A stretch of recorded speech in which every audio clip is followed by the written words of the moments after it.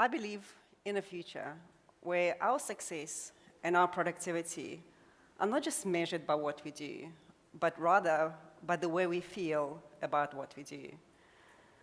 And what I mean by that is what makes someone truly valuable in an organization is not just their titles, achievements, how much money they make, but it's the energy that they bring to the work. It's the way they show up for themselves and for others. And most importantly, their willingness to take ownership for their own actions and behaviors. I have spent over 15 years in a corporate arena, and I had a thriving career. I was making six figures, kids in private schools, amazing holidays. So on the surface, I had it all, but everything inside of me was dying. I felt so disconnected, empty, unfulfilled, and just drained by mundane tasks. And for a long time, I tried to find that spark, the passion for my job I used to enjoy, but for so long, I've been focusing on doing things that did not inspire and did not energize me, that eventually, after evaluating all the aspects of my life, on the verge of emotional burnout, feeling like I had no control over where my life, my career were going, I quit.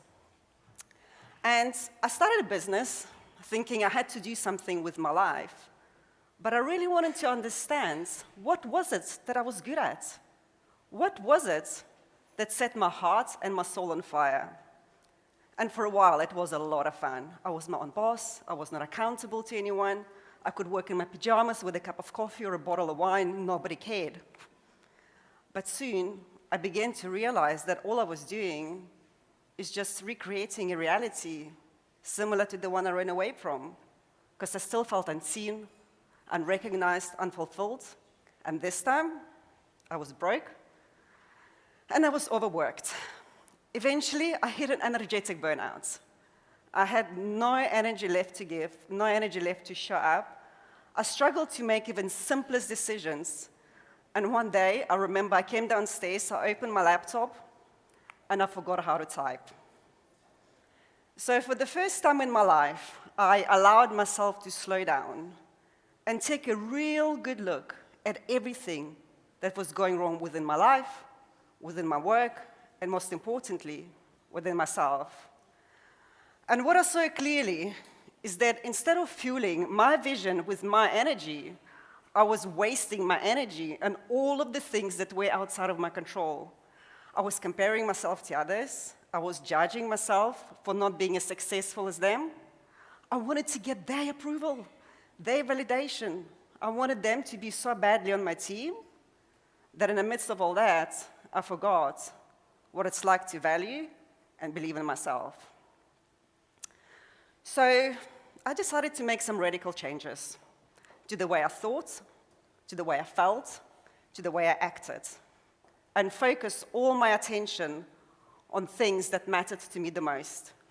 I started paying more attention to how I was feeling, prioritizing my energy above everything else, trusting myself to make my own decisions, and implementing a methodology, which I will be sharing with you today, that helped me to transform my work and my life around. So now, since I've implemented those changes, I feel emotionally and energetically lighter. I navigate through challenges with so much more ease. I work way less, and I'm so much more productive. And most importantly, I am now on my own team. What I've realized on this journey is that we give a lot of our power away to external sources, to titles, achievements, approvals, validations, that often we forget that who we are is what matters the most. We live in this society that is so addicted to business, to doingness, to achieving, comparing, competing, and that only keeps us away from understanding and believing in ourselves. So the question is, how can we take this power back? And does taking it back really means we can become more productive, more engaged, more fulfilled? Today, I'm going to share with you 3 steps to show you how you can increase engagement, productivity in your teams, and also take back control of your time. Because extraordinary productivity is not about time management. It's about understanding yours and your people energy. It's about helping your people to make solid decisions and leveraging their strength. What I'll be sharing with you today will be new to most of you and rather unconventional. So I invite you to play in this newness, to stay open-minded and just take what resonates and leave what does not, because this is going to be practical to you as a leader and also something that you can take back to your teams. I'm going to start with energy, because energy is at the core of everything. In fact, energy is our new currency. We cannot be productive. We cannot show up. We can't make decisions. We can't engage unless we have energy. To simply put it, without energy, there is no life. And quantum physics tells us that everything is made up of energy, and that includes our human bodies, which is 99.999% energy. And each and every single one of us have our own energetic strategy, our own energetic DNA that shows us how we're here to interact with the world and what we need for us to stay engaged, productive, and fulfilled, and energized, of course.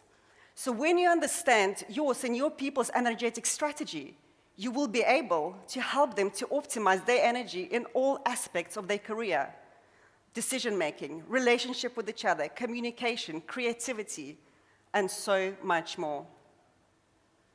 We now have a tool, a system that sheds a light on our energetic DNA and can therefore help team leaders and managers to effectively match their people's unique energy to the tasks that inspire and energize them. So what exactly is the system? I want you to think of Myers-Briggs, DISC, StrengthsFinder, all of these amazing tools that have been used by organizations for many, many years. What I want to introduce you today is called human design, which builds on that and adds one essential element to it. You probably have guessed, our energy. And as such, it has the potential to create a new paradigm shift in your business because it helps you to understand what lies below the surface of each and every person. WeWork, Unilever, Forbes, many other organizations have brought human design to their teams and were able to gain a valuable insight on how their people operate and collaborate in a workspace. So let's look at a very high overview of human design that introduces us to 5 different career types. And in your office, you're going to have a mix of all of them. And each type have their own set of skills, their strengths, and the way they remain energized, productive, and engaged is different for each and every one of them. Manifestors, they make roughly 7 to 9% of population, and they're here to get things started.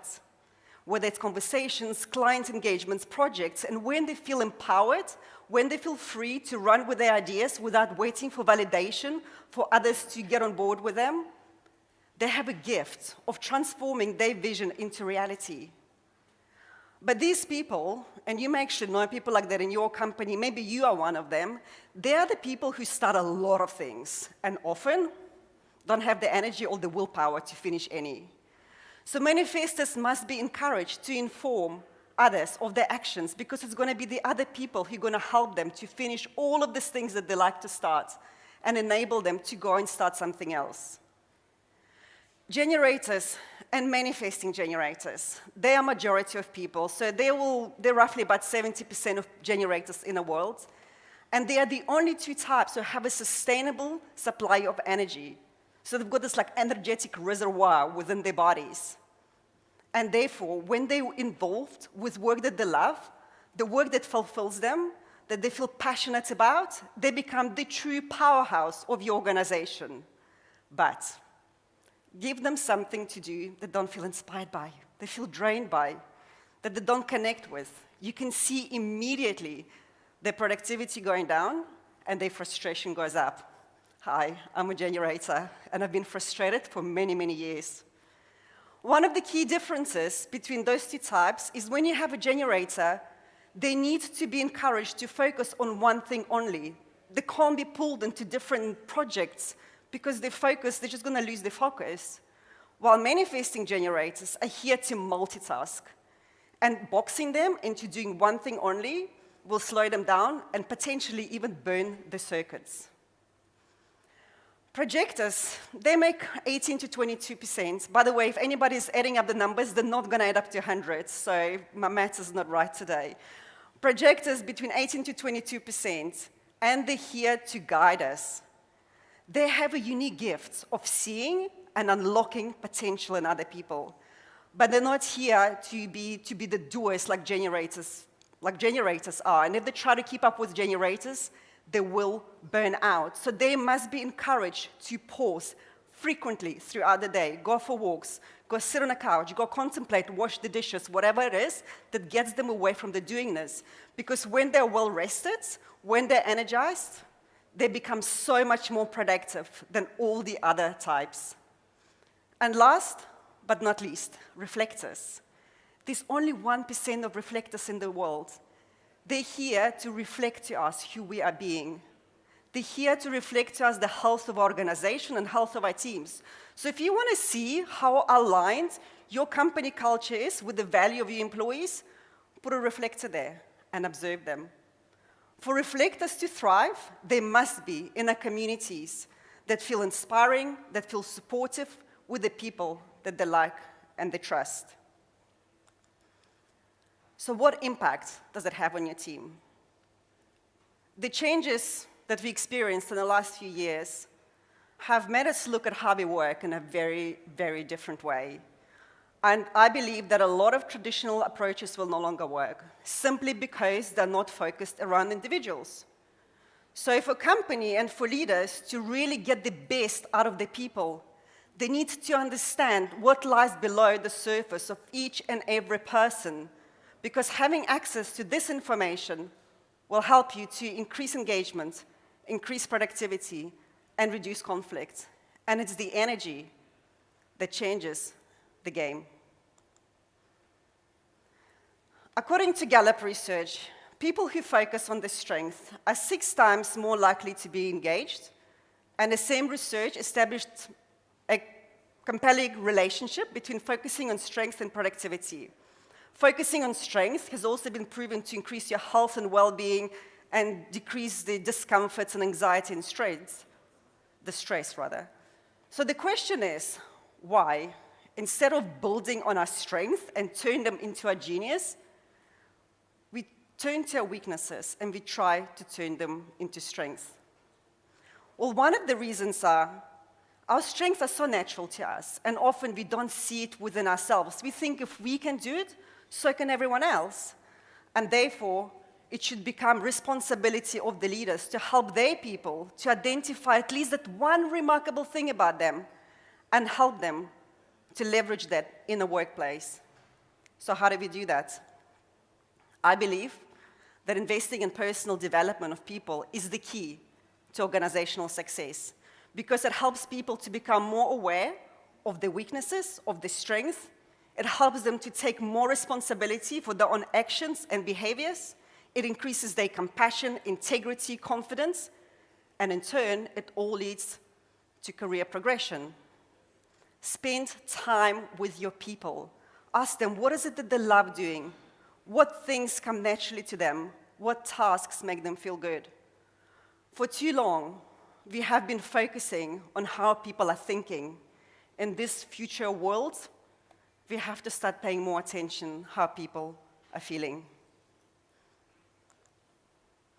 So let me ask you 2 questions, and please put your hand up if that resonates. Have any of you ever made a decision, an impulsive decision, that you later regretted? Good. Wow, okay. And keep your hand up. You can lower it out in a minute. If you've ever made a decision where in your whole body you felt it was the true one for you, even though others tried to talk you out of it, data didn't line up, but you felt it and you went for it. Awesome, I love it. Thank you, you can put your hands down. We'll come back to that. So your ability to make decisions and confidently stand by your choices will determine how successful and how productive you are. And one of the biggest problems, I guess, we face right now is making decisions, because we are bombarded with information and under pressure to make decisions wisely and quickly. So we seek counsel from our friends, from our colleagues. We wait for data and for everything else to make sense. But sometimes, in absence of data, and once we had time to process everybody's feedback and opinions, but we still feel like something isn't right, we have got to be able to tap into that part of us that already knows. The part of us that is beyond logic and beyond reason. And this is when intuitive intelligence can become the greatest asset to your decision-making process. We use our intuition all the time. I mean, all of you pretty much put your hands up when I asked if you've ever made a decision when you felt it was the right thing to do. This was intuition talking to you, because intuition is the language of your body. But often we dismiss it as luck, coincidence. We fail to act on it because it's not rational. Well, it wouldn't be rational. And later, we regret the missed opportunity. So why does it even matter?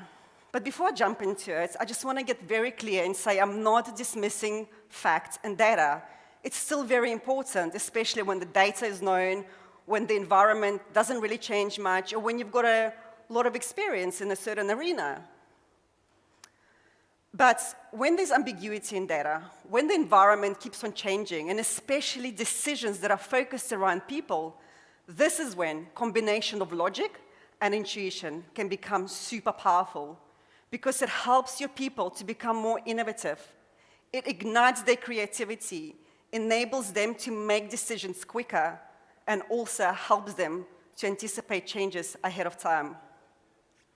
And I love this quote by Albert Einstein, where he says, "Intuitive mind is a sacred gift, and rational mind is a faithful servant.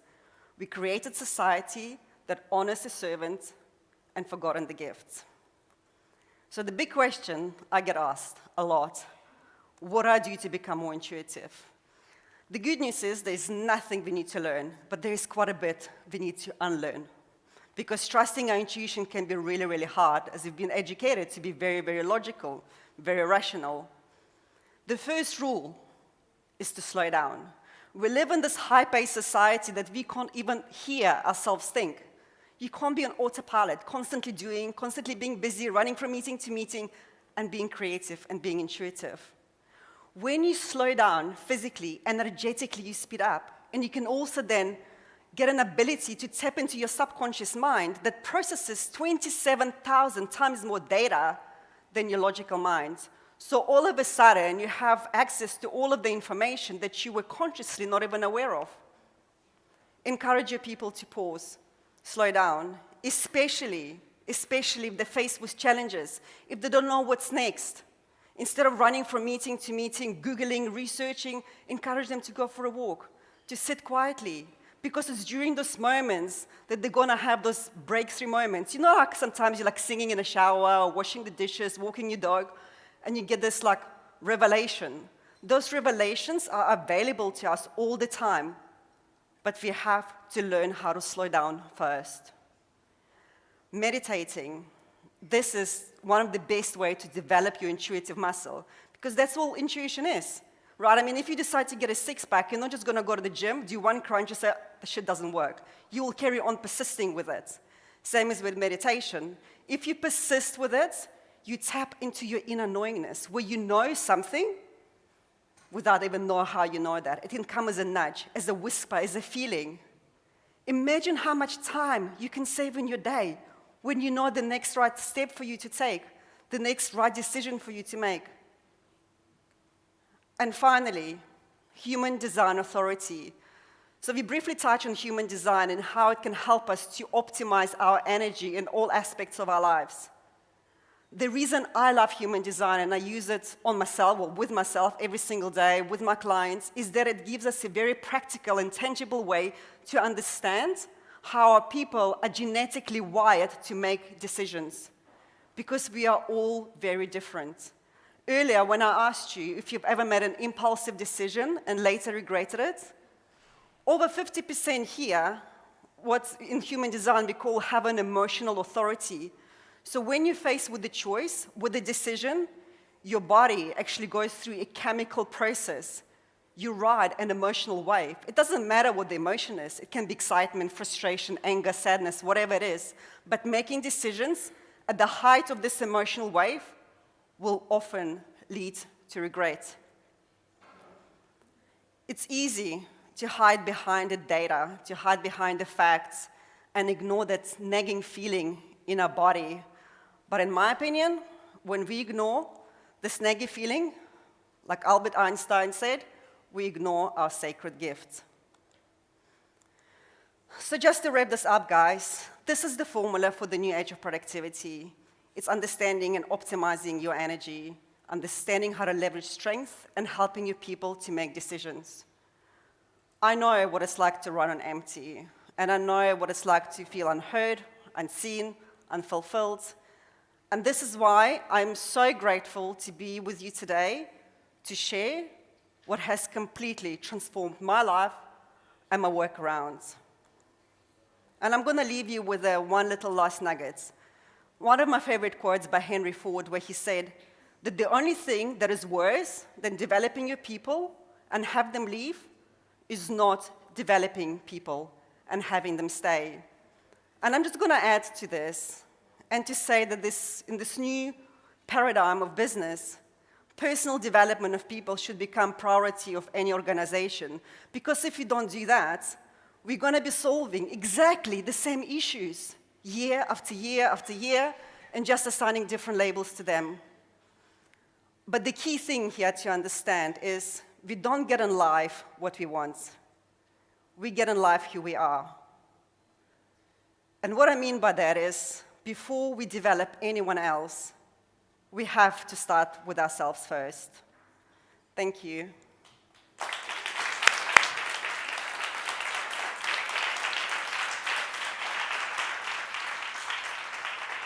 Thank you very much, Lena.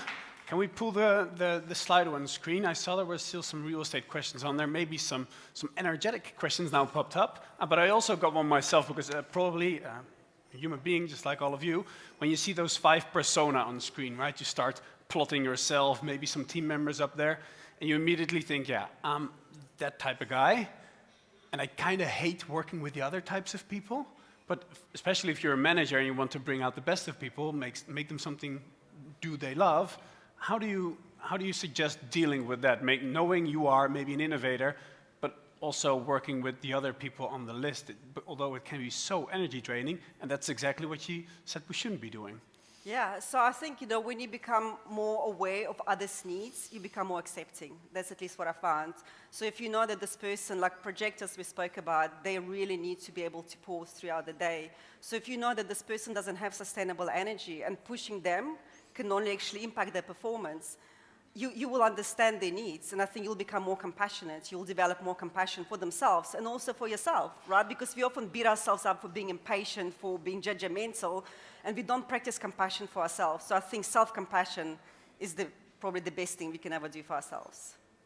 Very good. Thanks for the questions, really, really fast. How do you combat acting on intuition and preventing bias? I say start small. I don't say make life-changing decisions based on your intuition. And of course, one of the most important things is being open to it.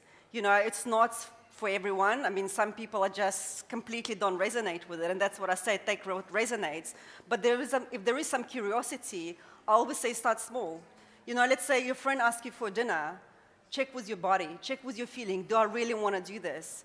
And then act on it, honor that feeling, and then just see where life leads you. Because once you start putting one foot in front of the other, so many doors, so many opportunities will open up. Very good. So second, and looking at the time, also last question, what were the tests that were suggested along with StrengthsFinder? I'm not sure I understand the question. I don't understand that question. If you can ask differently, maybe I'll answer that, but... So we'll give that individual a second. At least you've already inspired Johanna, as you can see. She already learned a lot, so that's really good.